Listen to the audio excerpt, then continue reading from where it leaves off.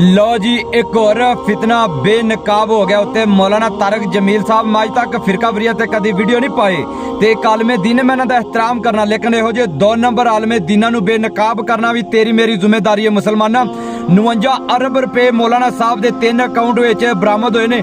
FIA ने 3 account मजमत कर दिते ने ते मौलाना साहब कैनेडा फरार ने। ठीक है, यह फितना जिहदी सारी उम्र इन्हां दी लंघ जाती है बिदत बिदत करदे आ। ठीक है, ते इहने सादक अमीन बनाया सी इमरान खान एक सादक अमीन ते किंज मगरमच्छ दे आंसू सट रहा सी।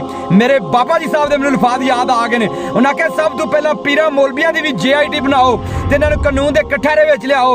इन्हां कोल इन्ना पैसा कित्थों हुंदा है? ये सिर्फ मुसलमानां नूं अवाम नूं गुमराह करन वास्ते इन्हां नूं पैसे इन्हां दे बैंकां विच घल्लदे ने।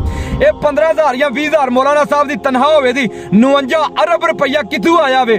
ठीक है, इनू जरा कि तुसां हीरो बनाया जावे। हर उस फितरे नूं असीं बेनकाब करांदे जिहड़ा इस्लाम दे मुखालिफ चल